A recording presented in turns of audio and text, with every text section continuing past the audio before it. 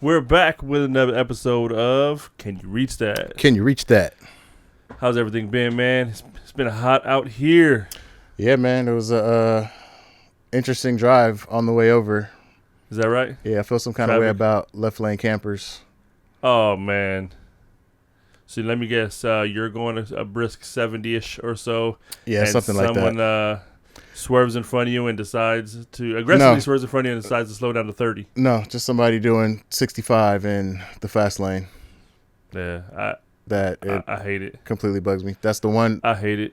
car that can create or eliminate traffic. Three other lanes going that speed. Why you got to get in this one? Yeah, do that over in the slow lanes. Can you reach that? You see that? Let's talk about it. Read that. Believe that. Let the people know that we see that and what they want to know. Can you reach that? Can you reach that? Now your host, Tango and Coop.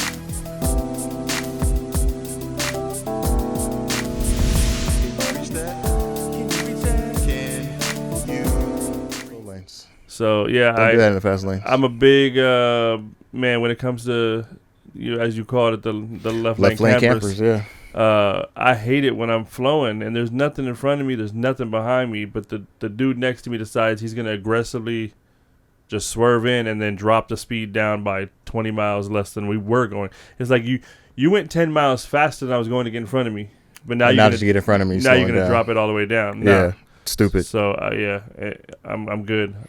It bugs me. I'm good. I hate that. I don't think they teach driving like they used to. I feel like the rules of the road that used to exist when I was younger do not exist now. Is it something that we taught? Because it seems like that's just common sense. Like if somebody's going faster and you want to go slower, don't speed up to get in front of them. You want to go slower, so just go behind them. No, I think it definitely needs to be taught. So rules of the, because these are like unwritten rules.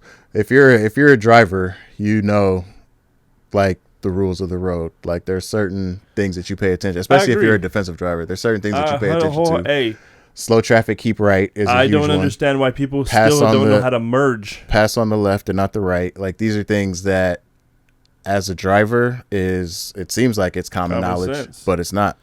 Merging is one that pisses me off too. People don't understand like the concept of getting up to speed on the. When you have two lanes and you have a bunch of traffic. One car goes, one car goes, one car goes, one car goes. You know, it's like everybody wants to squeeze up along the side and, squeeze in and not let you over or they want to go over with the next. It's like, dude, just relax. Like, we're all going the same speed. Just merge appropriately. I don't understand why people don't understand the concept of merging. Again, I feel like it's common sense. It should be, but who has common sense? There's not a lot of, there's enough people that have common sense, but there's also enough people that don't. It's true. So for the people that have common sense, it's like, why does this need to be taught? But for the population that doesn't have common sense, that's who it needs to be taught to. And I feel like we're outpopulated by the people without. It seems like it's getting there. So we're on our way to an idiocracy future. Oh, man, idiocracy. What a great and scary reality that is. It's a great film. It's hilarious. Yeah. It was meant to be. It wasn't meant to come true. Right. Or at least I thought it wasn't meant to come true. It's life imitating art at this point because I feel like we're heading that direction. Brought to you by Carl's Jr. Jesus Christ. What were they using instead of water? Was it the Gatorade? Pronto, because it has electrolytes. It's what plants crave. Right? Yeah, no, it's crazy. Everybody wearing Crocs. Right, and that was the first sign of it now. Because they went out and they found this brand of shoe that was absurdly ridiculous and just that nobody would ever wear. Right, and they purposely used that as the brand, and then it became popular. And it's like people saw a movie called Idiocracy and was like, dude, I could use a pair of those. I mean, basically, that's how it works, right? Brought to you by Carl's Jr. That's how it works. We're all sheep, and we are very influenceable, easily influenced by shiny new objects in mainstream media. I mean, that said, I'd vote for President Camacho at this point. Why not? If we're gonna imitate that art, let's just vote for Camacho, man. Terry Crews, put the wig on. Let's just do it. Let's get him. Let's just do it, man. I'm here for it. At this point, how much worse could it be? I don't think it can be any worse. Can he do much of a worse job? I don't know. So I heard some rumblings, and obviously everybody's hearing the things about potentially Biden stepping down, and You know, who knows? He may, by the time this episode comes out, he may have already done so, right? But I've heard all these theories about like, does everyone put their money behind Kamala? Do they get a few other people? Do they, how are they going to handle this, right? And I heard one theory, and the legality, I guess, is a legal loophole, possibly. Mm-hmm. But they were saying, what if Biden stays in, and that the DNC says, hey, my running mate is not going to be Kamala this time around. Ooh, changes VP. Instead, my VP is Barack Obama. Yo, that'll be wild. I mean, because you can't be elected as president into the office of president for more than 2 terms. But he wouldn't be. He'd be being elected as vice president. Right. Under the Biden administration. And there's nothing that says that you can't be vice president after you've been president. And then the flip side to that is, what if they do this? Biden swears in. Day 1, day 2, resigns. Now Barack Obama's in his 3rd term. But he wasn't elected. Now at this point he's appointed. So he's not violating the law, which says you can't be elected to the president more than 2 terms. No, he wasn't. He'd be appointed to the presidency at that point, after the resignation of the sitting president. That'd be interesting. Which means whoever the speaker is at that point would then become VP, if I'm not mistaken, right? I feel like I should know how that works. I think that's how it goes, I believe so. I believe that's the hierarchy, yeah, if you will. But yeah, I mean, it's an interesting theory. I mean, I'm not going to say I'm opposed, but it's an interesting theory. I mean, if that, and I'm sure it would, if that were to go down in that manner, I'm sure there'd be like ridiculous amounts of appeals to the Supreme Court, and there'd be tons of backlash. And being that that's already a padded court, I'm sure stuff would get overthrown, and you name it would happen. All they would have to do is restack the court in their favor. Like it's on one hand, I feel like he is one of the 2 people that can beat Trump as far as an election, and the other person would be Biden. Those are really the only 2 people that I can see that even have a chance of winning over Trump. Now, I find it interesting that we see that the conservatives are going through crazy measures to change laws, implement new laws and rules and everything like that. Voter restricting. And it just strikes me as odd that the Democrats aren't doing the same thing, but like aren't putting measurements in place to keep it fair.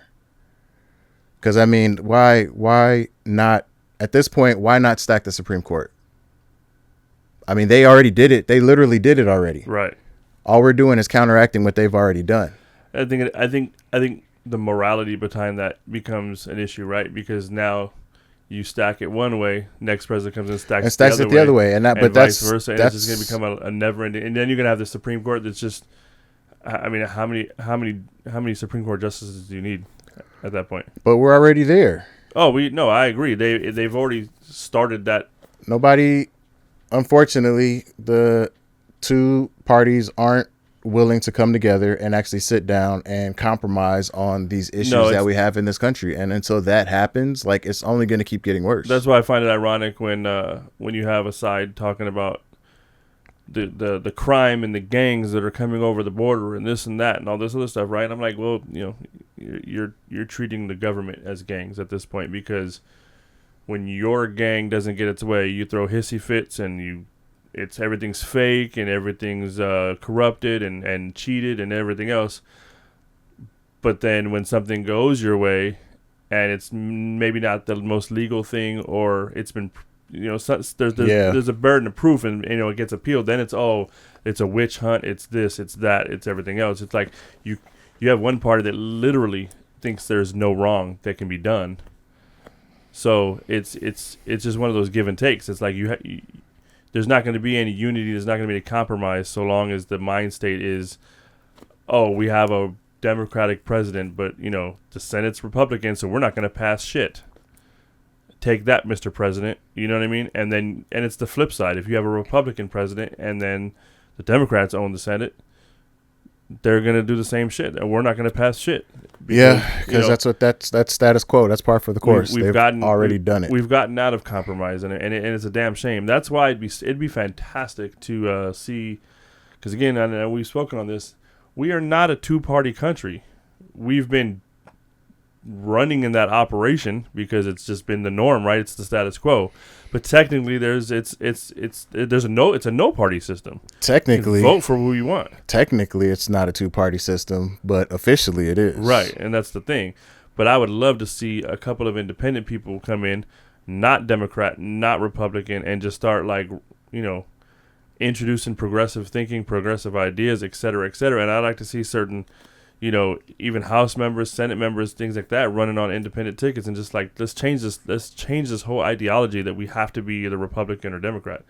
Right. But it's just not going to happen because we're pretty much trained as we grow that there's Republicans and Democrats, and any other vote just goes in the trash. It can happen. It'll just take a lot of time, a lot of energy, a lot of effort that a lot of people really don't have the desire to put forth. Otherwise, why are I feel like the Democrats are just extremely quiet across the board. I feel like I hear Republicans all the time just talking everywhere all the time. We're going to change this. We're going to change that. Well, I think this you hear that is because up. that's what the media shows, right? The media is going to show whatever is the controversial, whatever is the topic, whatever is the speaking point. I will say that I feel like, when you look at the last administration versus this one, right? I feel like aside from the fact that the Republicans have the Senate and a lot of shit got blocked, I feel like a lot of other shit got done versus the previous administration. The previous administration was executive order happy. I mean, not to say that Biden's not doing his fair share, but it's not nearly what Trump did. Yeah. And Trump, it was by far, he did more in his 4 years, I believe, than Obama did in 8. That part I'm not 100% sure, but it's got to be pretty close.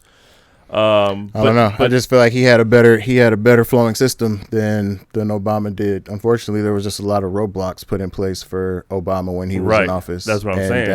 And it's once again, it was that mindset of nothing that comes there will pass here. Everything stops. And that's not how a government should operate. If you don't like something that comes across the desk, that's why there's compromise. That's why we have a Senate. That's why we have a Congress. Right. People are supposed to vote on this shit. There shouldn't be one person that has enough power to be like, hey, I can influence everybody's vote. We are going to make things as difficult for this individual as possible so that during his term, he looks like he didn't accomplish anything. Well, we talked about term limits, right?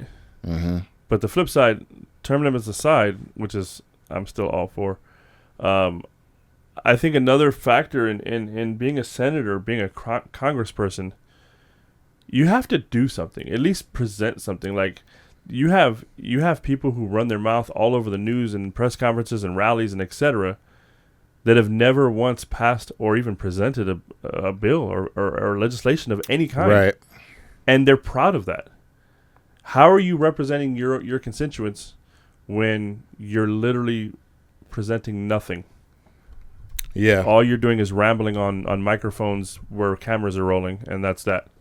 Yeah, because everybody thinks they're a TV star now. Right. So not actually politicians doing politics for the good of the American people.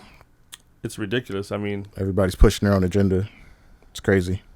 So, but I mean, and I watched that movie. I don't know if you saw that movie, the Civil War movie that's on.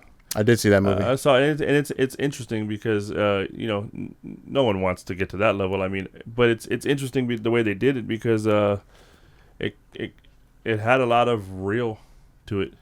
Yeah, there's a lot of real ideology to that. There's a lot of real mind, the way people think. There was a lot of relatability to that film. It was a good potential depiction of what we have to look forward to if shit doesn't change. Right. So, and it's ridiculous. That could easily come. And I feel I'm nervous that we're even at a point where there is a potential for another civil war to pop off. Right. I know we had one in the past and everything like that, but we are living in a day and age that I genuinely feel like we are one action away from the start of a civil war. Right.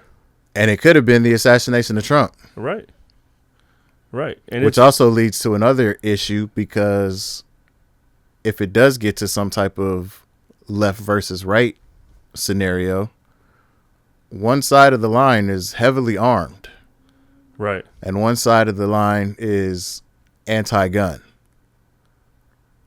I'm not saying every Democrat is unarmed, but there's a lot more. I would say there's a lot more unarmed Democrats than there are Republicans. I don't want to say they're anti-gun. I think there's just more people that have that want a little bit more regulation, a little bit more restriction of getting those said guns into certain people's hands. That because I do believe that there is a lot of people that have guns that should not have guns, and I agree. It's not just it's my Second Amendment right. Yeah, sure it is, but so is traveling, but you need a driver's license. And I look at it as, if there's a situation where there are people who have guns that shouldn't have guns, then why wouldn't it be in my best interest to have a gun to protect myself from the people that have guns that shouldn't have guns? That part. Not, hey, we should just make it harder for people to get guns. Like, that doesn't add up to me.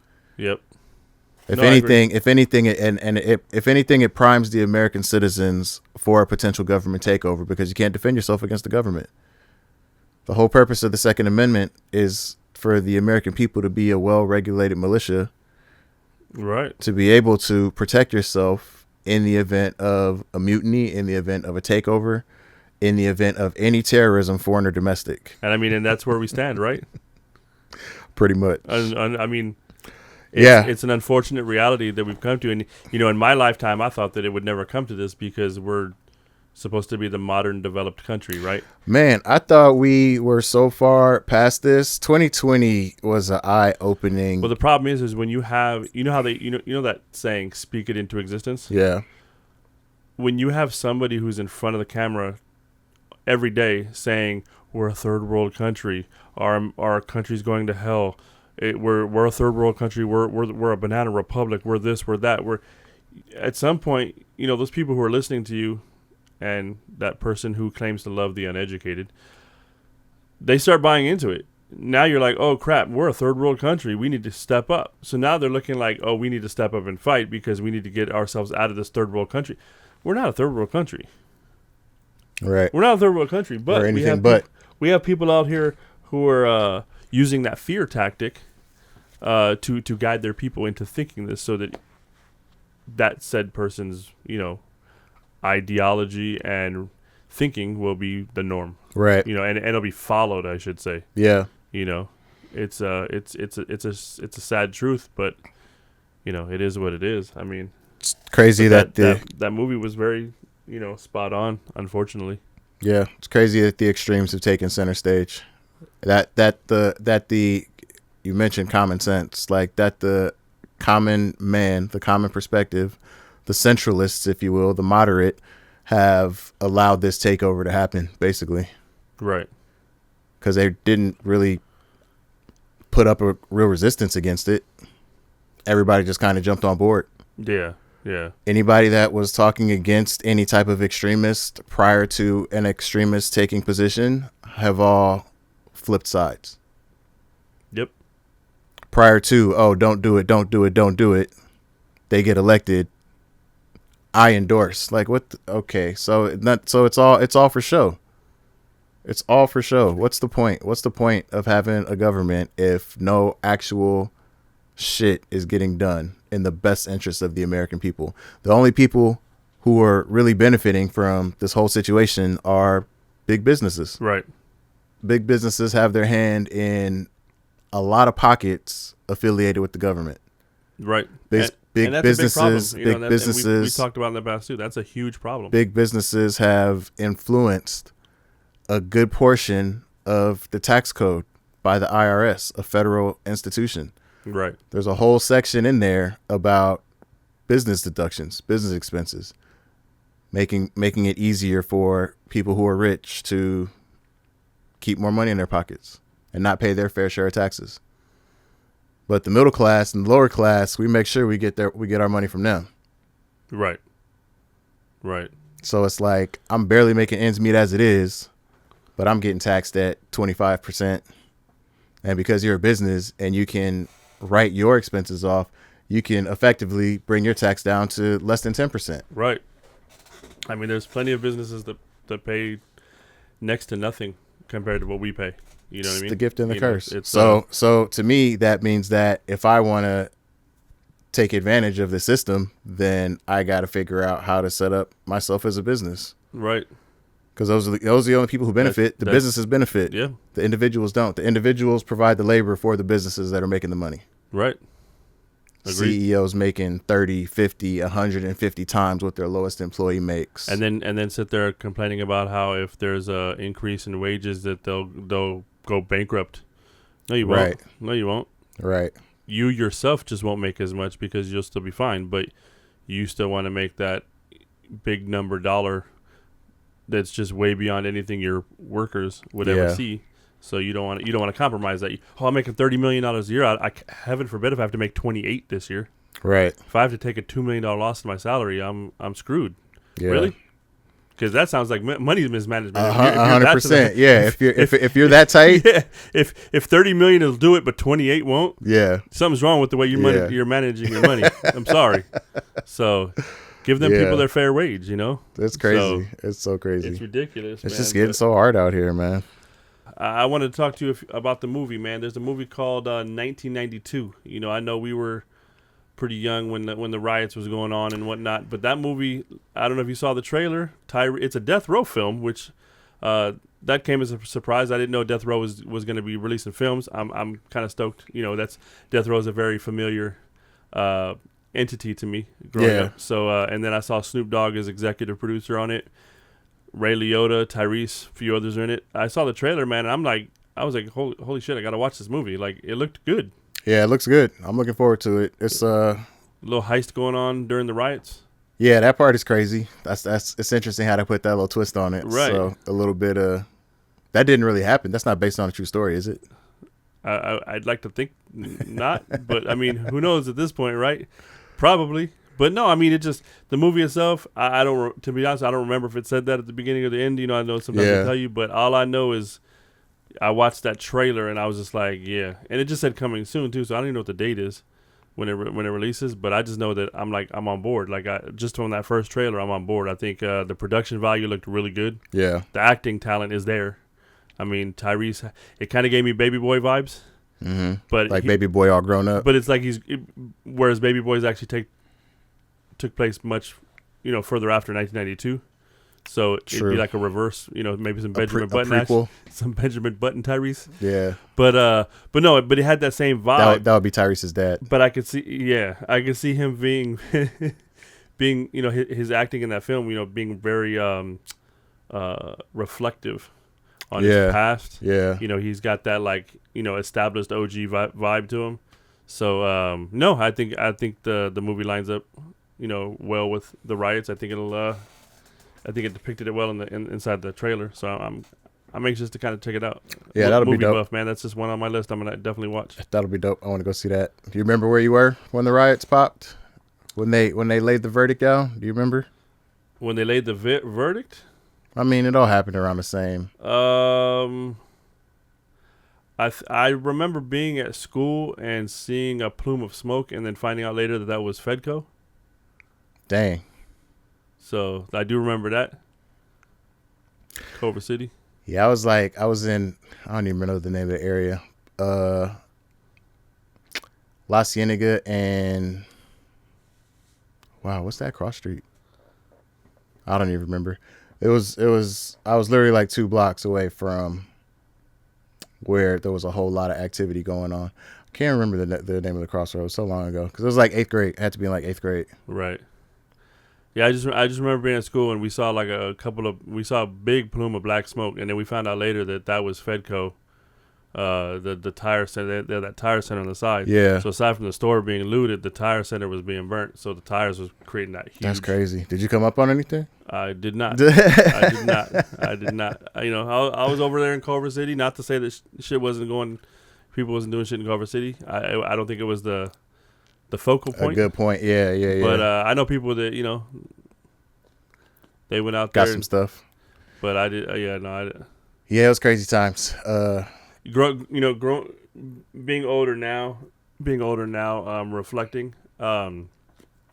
Even then, I you saw the news enough to see what happened. So even then, like I was like, how could they let these cops get away with this?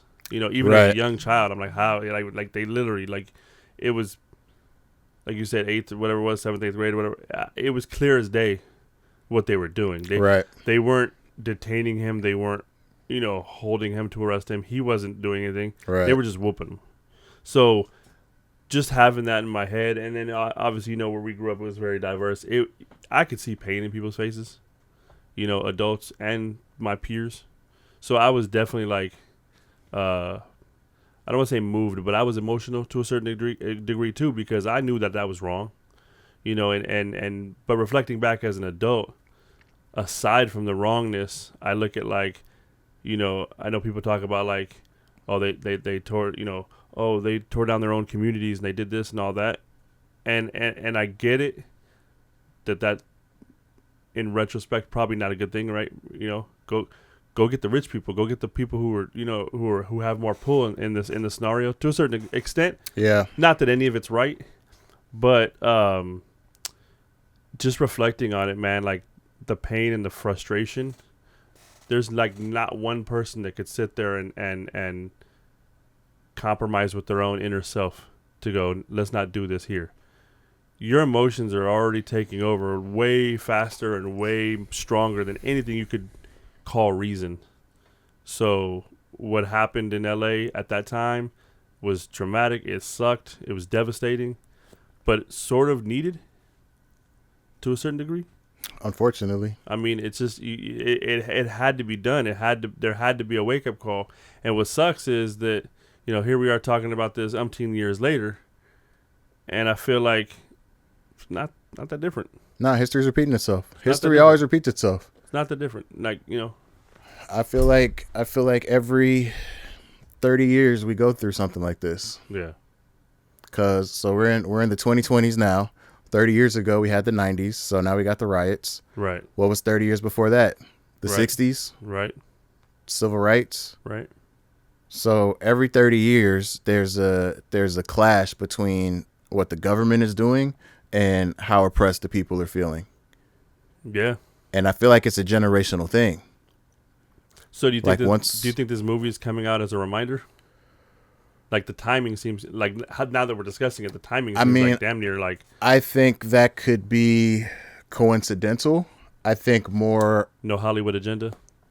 No, I don't feel like there's any agenda that's being pushed. I feel like the 90s are a hot era right now. Oh, for sure. So to be able to pull, and everything coming back. The clothing is coming back. Even 90s artists are putting music out right now. Right. And they haven't really, don't get me wrong, there have been artists that have been putting out music constantly since then. But for the larger portion of it, people have just been kind of quiet. It's like hip hop is usually considered a young person's game. They did that 90s show, there's like. They brought that reprieve back. Like the 90s are hot right now. Yeah. So I feel like it makes sense to make a movie referencing the events of the 90s in this era. I feel like it's on brand. That's one of the most iconic events you can think of. And especially in LA. The riots, like you can't. It's a gift and a curse. It was a cathartic tragedy, right? Because it's just like with anything else. Eventually, if you don't feel heard, eventually you get to a point to where you can't contain it anymore, and you blow your top. Yep. And that's expressed in many different forms or fashions, but I feel like rioting is the result of people not feeling heard. I mean, just from a psychology standpoint, a baby, if a baby's making noises, trying to get your attention for something, right? Doesn't know English, it's just trying to communicate with you. When it gets frustrated to the point where you're not giving it what it needs, what does it do? Starts crying. Hysterically. And the more starts throwing a fit. The more it doesn't get what it needs, the bigger the fit gets. Or whatever. It gets bigger and bigger. So, I mean, it's just human nature in that sense that, like, hey, you're not listening, you're not hearing us. Let me do something that's going to really get your attention. Right. And, you know, whatever that ends up being is what it ends up being. And it's always an unfortunate situation, you know, like we see it time and time again. We try to ask nice, we try to be polite, like, hey, you guys see all this stuff that's going on, like, can we change some things about it? Police brutality is getting out of hand, can we change some things about it? And then, you know, we literally have visual evidence. It's not just hearsay. It's not just a bunch of people making up stories. This isn't 2024 where you can deep fake anything right now. Right. Like, there was a physical person standing there with the video camera recording the events of this night. Yeah, and there was no Snapchat filters, nothing going on. It Nothing was just like that. old school tape. And for anybody to sit there and look at this tape and feel like that was not an excessive use of force, you're towing the line. Like, it all goes back to the foundation that this country was built on. A hierarchy, a class of one race of people that was superior to every other race of people that were around them. It's true. And everything There's that no we're going denying through as far as progress and moving forward and diversity is literally undoing that system that they put in place. Because we're just asking for the stuff that they've kept from us this whole time. Women didn't always have the right to vote. They had to fight for that. Right. Homosexuals, LGBT community, they weren't allowed to be out and open and public and proud about who they were. That could get you killed. Right. 50, 60 years ago. They don't like the fact that you can be whoever you want to be right now. They don't like the fact that you can just decide that, you know what, I feel like being this, I'm going to be this. I've always felt like this. I feel like I'm trapped in another person's body. This is who I want to be, and they can't stand that. I mean, it's as simple as saying, like, why does the government get to tell me how to live my life? Right? Like, there's enough rules and laws to do that already. Like, why do you need to get into my personal like, I feel like you know, if somebody says, hey, I identify as this, or I identify as that, or I want to live my life in this lifestyle or that lifestyle, so what? Right. If they're not breaking laws, they're not hurting people, anybody. They're not stealing people. They're not you know, doing any crimes.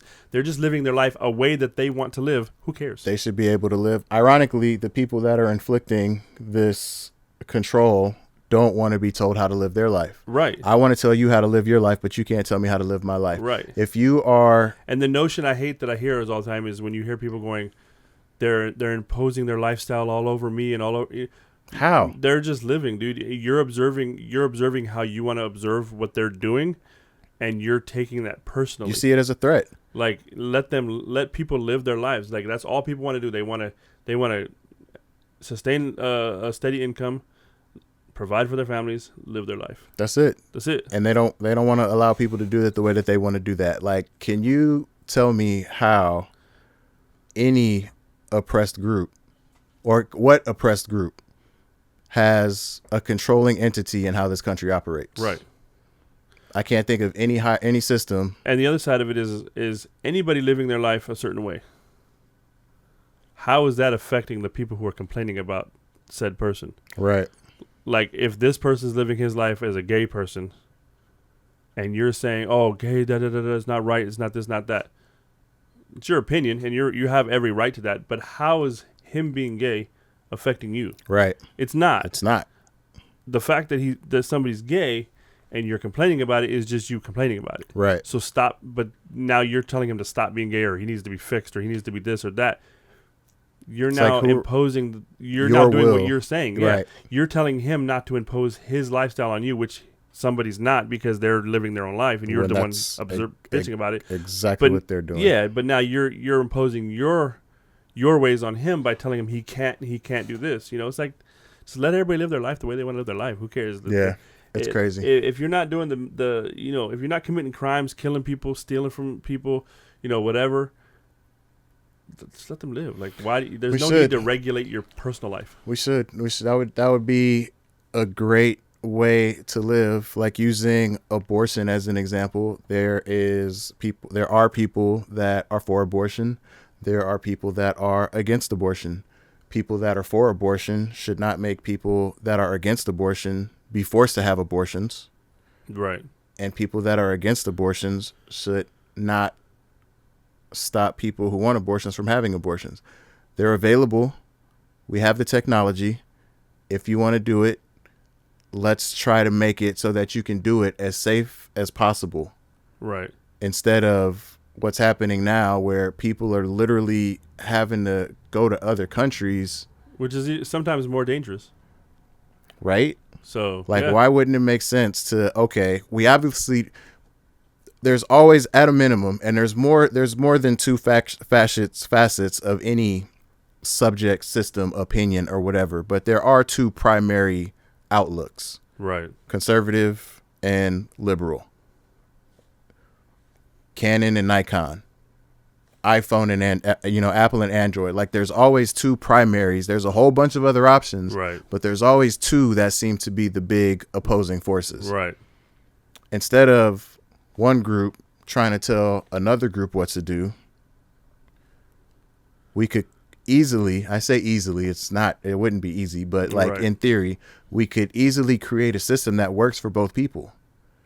It doesn't have to infringe on the rights of one or the other. Life is lived with compromise. I mean, I don't understand. It should be. That's what a relationship is. Yeah. That's what a relationship should be. But, 50% of marriages in this country fail anyway, so maybe compromise isn't really our strong suit. Right. So going back to part of what you said about police brutality, interestingly, I saw something where they were talking about removing qualified immunity from officers. And, it got me thinking, qualified immunity to a certain level is bullshit.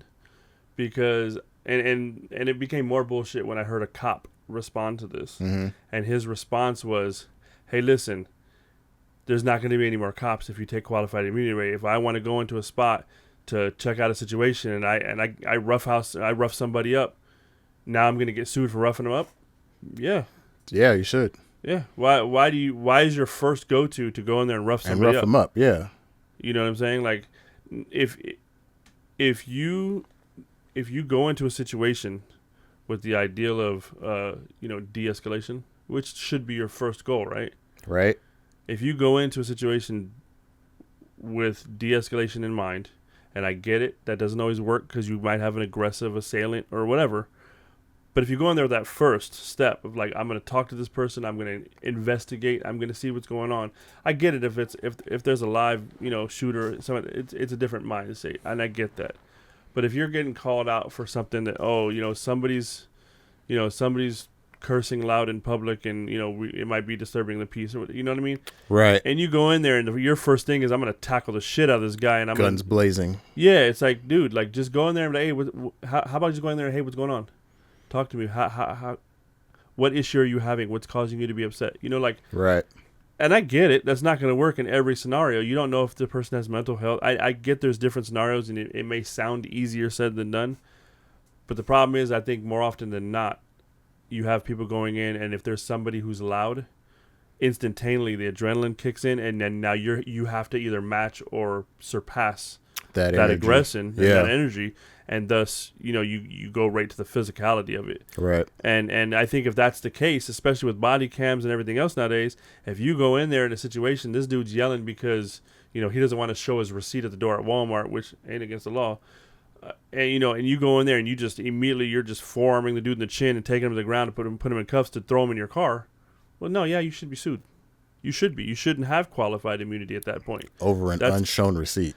Yeah. And it's happened far too often, right? And I'm serious. Like as far as not showing receipts, I've seen it. I saw it happen one time in person, but I've seen many videos on YouTube and places like that where people just walk out not showing their receipt and they get into just altercations. It's just ridiculous. And it's interesting how they decide when they want to use that level of force, because we've had scenarios where individuals have gone into churches, shot them up. Right. And they are handled with the utmost of care. Yeah. Taken to get some food because they're hungry. Right. But you don't show your receipt at Walmart, you might end up dead. I don't show my ID because beat up, roughed up. You're asking me for my ID, and I don't show it to you because I haven't committed a crime, or I'm not even being accused of a crime. I feel like in our country, to become a cop, the process is too easy. Mm-hmm. And I'm not saying that that there's no work, right? I understand there is some hard work involved. But there's other countries You know, I don't know. I've read, but I don't know each one individually. But like I know I've read about Finland, Ireland, and a few other places, Right. where it could take years to before you're on the streets being a cop. You have to. There's certain countries you have to have a college degree. Yeah. You go through extensive training. There's countries where you don't even get a gun for your first year on patrol, because they need to know that they can trust your level of humanity first and foremost, but like Right. your psychology, your way of thinking, your ethics. Yeah. They have to trust that before you even get to that level. I feel like here, not only can you become a cop pretty quick within a few months, less than a year, but if you're ex-military, it's even faster. Right. And nothing against military. We've been friends for a long time. I have plenty of military friends. If they wanted to become cops, by all means, there's a lot of good cops out there. But I don't think that there should be a fast track.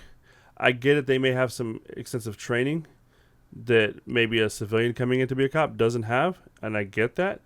But there's also a different mind state between war and patrolling the streets. Yeah. And I think that that's the level of training. Fine, they've been trained to use their weapons and how to use all this stuff. That's fine, but there still has to be that street training before you can be actually out there. Because I find that a lot of the aggressive cops tend to be ex-military. They've been in war zones. They've been in places where that energy is warranted. It's absolutely needed. When you're going in Walmart for somebody screaming about his receipt, or you're going in somewhere where it's just a small disturbance, you don't need that energy. You don't need to go in with your rifle out and 15 cops Guns on your blazing. back and Yeah. The place surrounded and a helicopter in the sky. Like, for what? Like, this dude's he's mad about his receipt. He's not a threat. You know what I mean? Or he's not getting his refund for something that he thought he was entitled. Like, I think and not to say that all cops in those situations are ex-military. I just know that I've seen quite a few who are ex-military who come in more hot. But I think that's lack of training. A lot of it, but it's the type of training, because more training it's always more training. They need more training. Right. But nobody specifies what kind of training that they need. And that's the thing. And the problem, everyone's different. Everyone is different. And the problem with a lot of institutions, you mentioned the military, we got the police force. Mm-hmm. There is a huge focus on physical training. Right. And not a large amount of time that goes into psychological training. Right. Now, where I do see a lot of time going into psychological training, using the military as an example, is boot camp. They will spend 2 to 3 months programming you to basically be a hitman for hire for this country. Right. But then when it's time for you to get out of the military, there's not a lot of attention put into detaching you from that type of mentality and perspective, right, and getting back into a civilian mindset. Right. And that's where you see some unfortunately fall into mental health conditions. 100%. And I get that.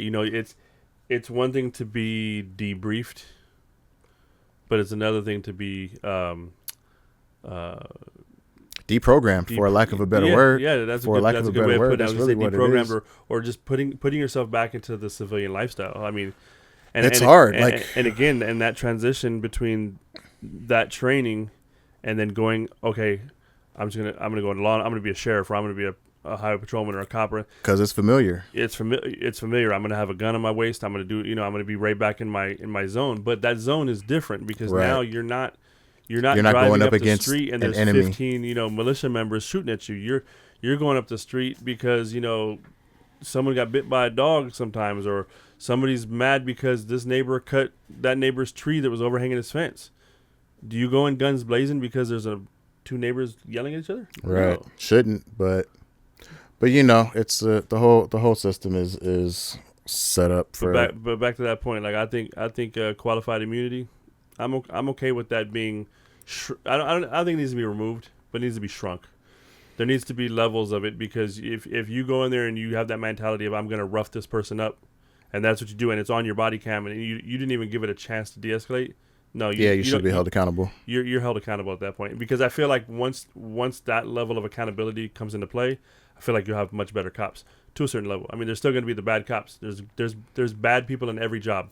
I feel like there's good people in every job, but I think if if they know they're going to be held accountable and they know that there can be repercussions, They will move differently. They will move way differently. 100%. Like, let's look at, there's a system that doctors have in place where they're allowed to practice medicine as they deem fit. Right. With the proper certifications and education and all of that stuff. But if there happens to be a loss of life on their table during their procedure, there's an investigation. And if there's any findings of wrongdoings, accountability, they lose their ability to practice medicine. Yeah. And they have some type of, I don't want to call it insurance. I don't think it's insurance, but they have some type of fund or fee, well, we'll call it insurance, that pays out on behalf of their pension. I don't know what it is, but like, why can't there be a system, or has anybody even thought of making a system to where if a police officer is found of any wrongdoing, they're not allowed to practice law. They can no longer be a police officer unless they go through, specific trainings, a certain amount of trainings, and then their pension is affected. Right. If I'm a police officer and I know my pension is affected, if I happen to go overboard and that's the thing right now is like, if you do have, like, if they violate your civil rights, their qualified immunity at this stage is already out the door. Yeah. If they violate your First Amendment rights, Second, any of your civil rights, you can sue and they lose their qualified immunity, and it does go after their pension and their job and etc. But I think it should be more. It should be more. There should be more levels of accountability. It shouldn't just be if they violate your rights. It should just be because it shouldn't be the state's responsibility to pay for the mistakes of. Agreed. Like, that should come out of their pocket. And that's what it is right now. Like, if they lose, if there's a situation where they actually do lose qualified immunity, it's personal assets, personal everything. It's not the police station. Now, that's not to say if you're in that situation, you can't also sue the city, because a lot of people will. They'll sue they'll name the officer that were involved in the incident. Yeah. And they'll get sued for their personal effects, and it goes after them. And their personal assets, but I believe you can also still sue the police department and the city as well, and then it still does come out of city funding. But the main part is part is another level of bullshit. Like, right. Why does a city taxpayer dollars police pays for police misconduct? Well, I believe it comes down to the fact that you work for us. We pay you to work for us, and you hired these numbskulls. So we're holding them accountable, and we're holding you accountable to do a better job of finding officers. So you're kind of holding the department at a higher standard to get better personnel, right? Right. So I get it. I understand what you're saying too. So it's kind of like 2 pages to the book, but so much undoing that needs to be done. Agreed. All easier said than done. Right. So, well, I think I think everything we've discussed is definitely I think it's definitely stuff that should be discussed, but I think there's a lot more levels. Obviously, we've only touched the surface. Yeah, barely. there's so much red tape. There's so many backdoor meetings that it's Diddy. Yeah, the whole system. The whole system is built to protect itself. Indeed. And everything that we are trying to do is to tear the system apart. So it's like, damned if you do, damned if you don't. I don't know. I agree. All I know is I'm trying to live my best life one day at a time. That's right. I mean, hey, I've always said, man, I'm just, man, and that's the crazy part is we've talked about the mind state of most countries' elected officials or assigned officials, depending on the dictatorship and monarchy, whatever's involved. Most citizens of a certain age group don't give a shit about half the things that the politicians are give a shit about. Most people just want to live their life. Right.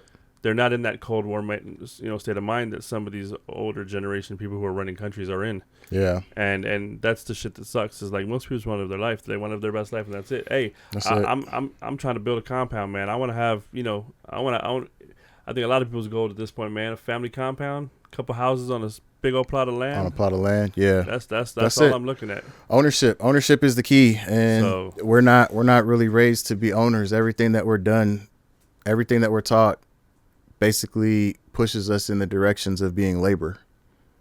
Yeah. You go to school, after you go to school, you get a degree. After you get a degree, you get a job. Right. And then you work for the rest of your life until you hit retirement age, and then you get to kick back and kick your feet up. But that's only if you've sufficiently funded your own retirement plan, because nobody else is doing it anymore. Absolutely. Corporations used to fund your retirement plan before. You spend 20, 30 years at a corporation, they give you a pension and pay you off for the rest of your life. There's still a few places out there, the government, military, you can still do it. There's a lot of places that figured out, like, hey, we can save this money. And we can pass the buck down, just like they do with everything else. We can pass the cost on down to the consumer. Yep. So now we have the 401k, which is a tax code in itself. Right. Like that's a tax code is a retirement plan. Everything's unprotected. It's not guaranteed. Shit could just fold up and close down. You know what I mean? Like, you can lose all your money in a 401k. Yeah. And everything you've invested, even when the company doesn't match, there's companies that match, your you can investment. Still lose it. Yeah. You can lose all that shit. Nothing is guaranteed. But it's all a sham. I'm a big fan of pensions if you have a job that does pensions. Yeah. I got mine, so I can't complain. I've been Right. retired since 2015. So that's 9 years of my life that I haven't had to work for somebody else. That's what's up. It's a great feeling, and I want more of it now. Now that I have a family to provide for, it's like I was in a position to where I had enough passive income coming that I was able to provide and take care of myself. Now I need to grow that bubble so I have enough passive income to take care of me as well as the family. I'm glad I was able to help you by hiring you at this podcast. Yeah, man, appreciate that. We're gonna do this together. We're in this together. So hey, the goal is there's a goal for anybody is financial freedom, right? That's it. It's Jay-Z said financial freedom our only hope. Fuck living rich and dying broke, and that's the mindset right now that I feel like a lot of people are in. It's amazing how that rhymes. Is living rich. I agree. Because nobody wants to live poor. Even back in the day, like nobody wanted to be poor. We still had what I would consider like a poor lifestyle, or a lower class lifestyle. Like we weren't living the time now. Like there's literally I'm at Cal State Fullerton, and there's 19, 20, and 21-year-olds walking around with nothing but name brand stuff. Right. Louis Vuitton, Coach, Gucci, like Balenciaga. I'm like we're in school. Like why is everybody spending all this money?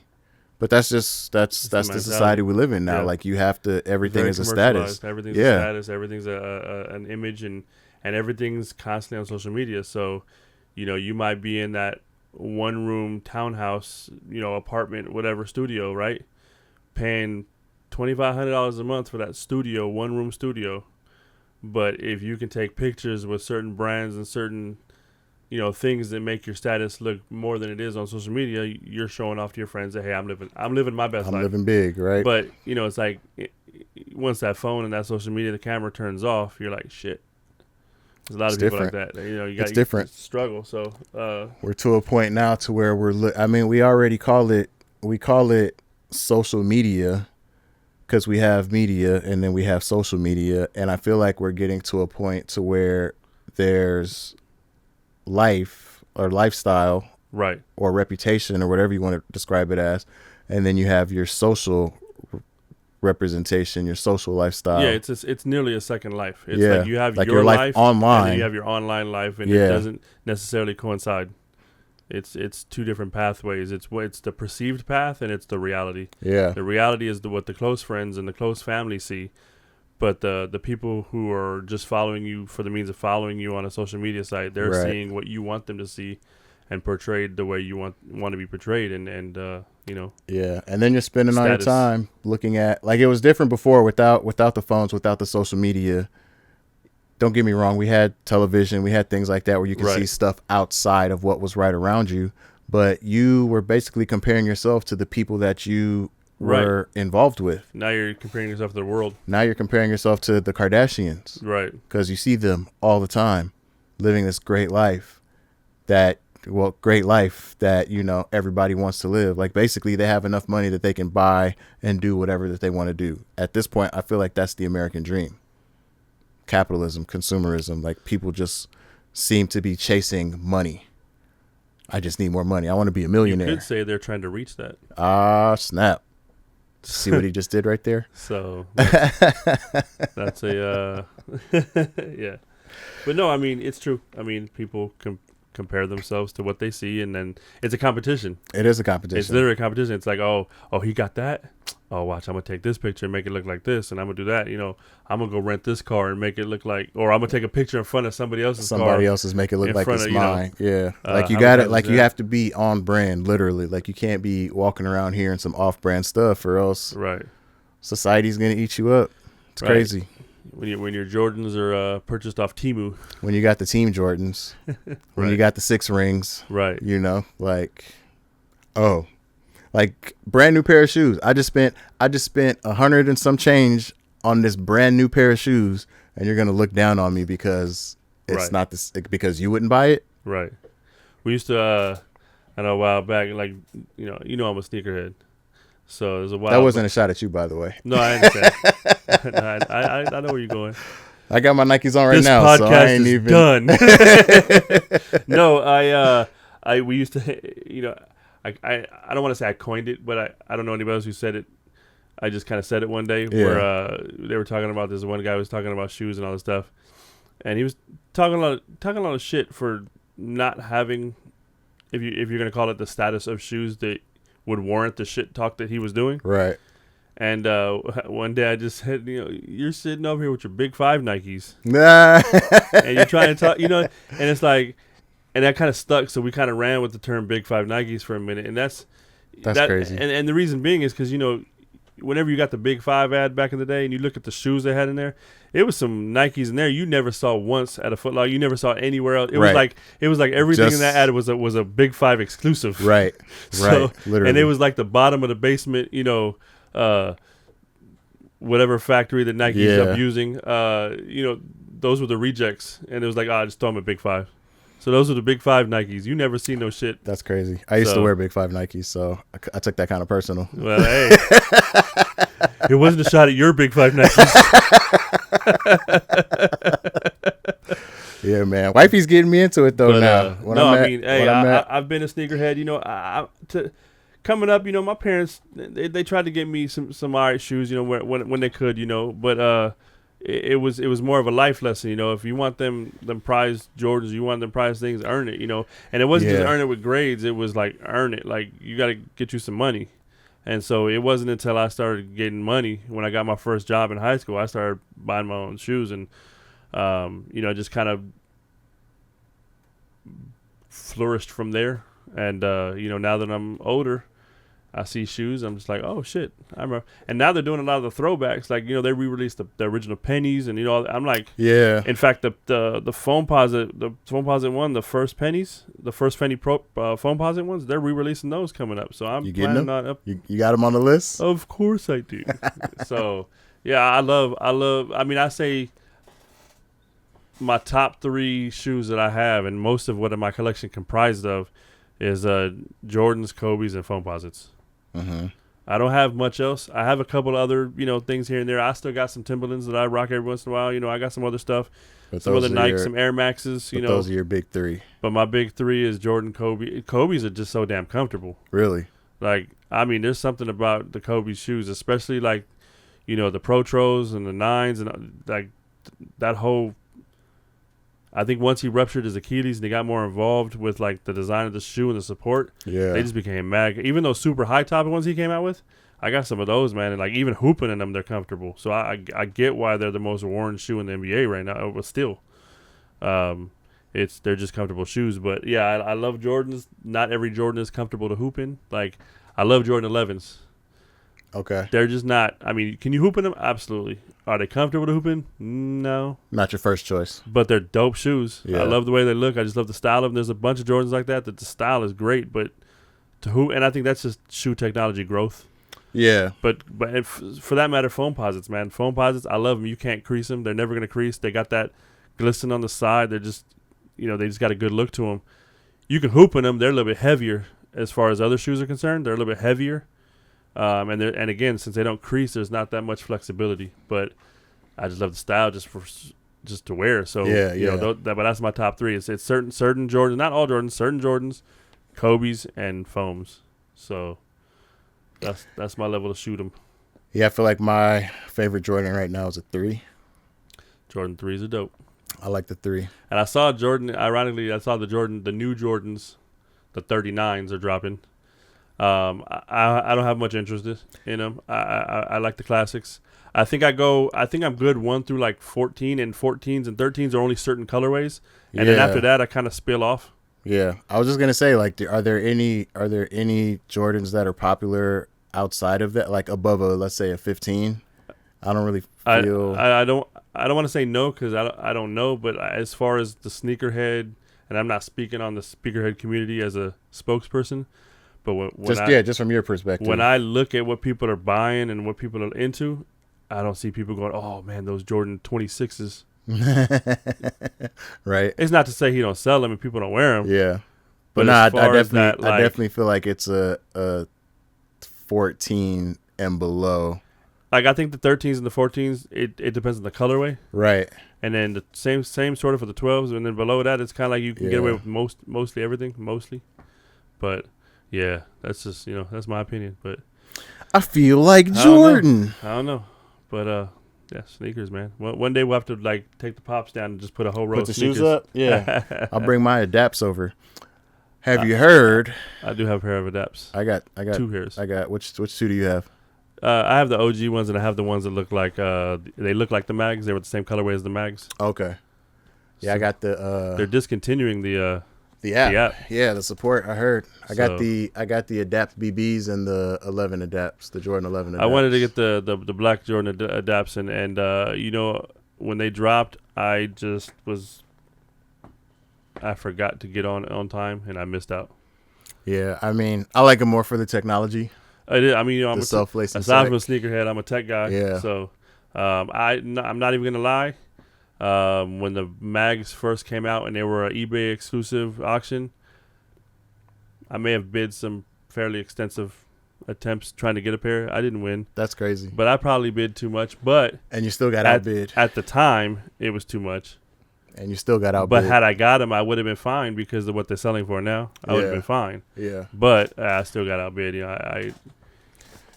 Them shoes are crazy. It's crazy how much shoes are going for. I feel like there's a different feel about shoes this year, though. Like, I noticed a decent amount of drops that haven't sold out. Last year, I feel like every drop was flying off the shelf. I see like Nike. I think Nike's starting to do their drops with more product. Is that what it is? So I've seen higher numbers in their releases lately. So I wonder why it never occurred to anybody to have, like, I get the whole draw of the drop having, limited colorways and everything like that. Right. But I wonder why it never occurred to anyone to have like a basic, the Panda Dunks, for example. Like, there's a dunk shoe. They have tons of colorways and everything like that, but you can always find a Panda Dunk. It would be interesting to me. It would be interesting to me. Don't buy those, anybody. Please don't buy those. They're ugly. Stop buying the Panda Buy the Dunks. Shoes if you want to buy the shoes. Stop buying the Dunks. This is what we were talking about before. Stop trying to tell people how to live their life. Hey. Stop trying to tell people how to live their life, bro. Hey. If they want to wear Dunks, they should be allowed to wear Dunks. Foot down. He's about to start a political campaign on some no Dunks. No Dunks allowed. Man, we're about to make some yard signs. I've been in the mall, man, and I've seen like a group of 7 people walking, and they're all rocking Panda Dunks, and then the people coming towards them that aren't affiliated are also wearing. I'm just like, dude. I think that's dope. The most common. I mean, at this point, they're the same as wearing a Croc. Might as well be. But with that being said, I think it would be dope if they had a simple all black, all white, or a black and white, similar to how they have with the Air Force Ones. Like, you can always find a all white Air Force One or all black Air Force Ones, but they have other different colorways of an Air Force One. Right. It would be interesting to see them do that with Jordans. Like, I feel like everybody should be able to walk into a store and find the stock Jordan. You're not going to find any, Carolinas or any, breads or anything like that. So with that, on that same line, Nike ID. They used to have a little bit more variety of shoes. You used to be able to do Kobe's in Nike ID, and you could design your own colors, do your own. I miss that. I mean, I know they still have it. It's just that I don't feel like the options are there anymore. Like no, they just basically have dunks. Yeah, it's like dunks and maxes. Some Air Maxes and stuff like that. Like I remember there'd be Kobe's in there, and you can make your own colorways of Kobe's, and you know, and I get it that sometimes that people would try to mimic whatever limited colorway was out, but nonetheless, let people customize. Yeah, let people customize. I think having specific colorways is fine, but I think adding more shoes to that where you can kind of create your own. Yeah, that'd be dope. I'd be on there. I'd design some. I did some Nike IDs in the past. I did some Kobe's. I did a few different ones. There was a few pairs of Kobe's that I did, and you know I've done some Air Maxes. But man, I just missed that level of. I don't want dunks, man. So and that's all. It seems like all they have is just dunks and like a couple of variations of Air Maxes. I love the Air Max 97s. Don't get me wrong, those are some classic Air Maxes. But give me some other options, Nike. Yeah, that's how I get most of my Maxes. I'll do them on Nike ID. I'll get them off the shelf if I find them on a sale or something. Well, wifey really, she's the bargain hunter. Yeah. She'll hit the outlets up and check that back wall. Usually we'll come up with a steal. I hate when I hit the back wall. That's pretty dope. And they come over and you need some help, and I'm looking at the very edge because, you know, big feet problems, right? And I'm like, I'm just trying to find some 15s. Oh, we don't have none. And now this wall now runs out of the 13. Like, that's the worst, by the way, too, is when I go into a store now given it's gotten a lot better over the years, I can get big shoes walking in Foot Locker in different places. But I used to thoroughly hate it when I would ask for a shoe in a size 15 and they go in the back to find it, and then they come back out in hand with like a 12 saying, hey, we got a 12, and they're like handing it like as if I'm gonna like a 12. Do you want to give this 12 a whirl? Like, if you want to cut the toes out or cut the heels out and make them a slide or something, maybe. Yeah. But like, why are you bringing? You want to bring me a 14 to try? Bet. Maybe, yeah. But don't bring me a 12 from when I'm asking for a 15. You know what I mean? Like, that's crazy. So I don't know, man. So yeah. Well, I think we've reached the point, man. I think that's the show. Yeah, man. Good conversation today. Got a little thick. Hey, politics are politics, man. Sometimes shit just has to be vented and spoken. Not to mention everything we got going on right now. Like you can't ignore. It's a politically heated environment. It really is, especially during an election year. It's hard to ignore and just kind of like you said, live your life. I will say it on here. I know we're just starting. Our influence isn't crazy, but anybody watching, listening, go vote. You can't have opinion unless you vote. So go vote. Gotta vote. Go vote. You want democracy? If you want a dictatorship, vote. That's basically what we're voting for right now. Right. Democracy or dictatorship. Right. Because I would like to believe. I would like to believe that there wasn't a faction of the people that would make a run on the Capitol, but joke's on me. We've seen that. Joke's on me. So I would like to believe. It's a rerun. I would like to believe that there's not people that are trying to implement a dictatorship, but anything's possible. Indeed. And there's one candidate who is leaning towards that direction versus one candidate who's tried to at least maintain this shitty level of democracy that we have right now. And I'll say it again. If we vote, we can reach that. We can reach that. We out. Can you reach that? Brought to you by Double One Entertainment in Coopersville. Hosted by Tango and Coop. And created and edited by Tim Greenlee and Brandon Adolphus. Music, sound design, and editing by Michael B. That's me.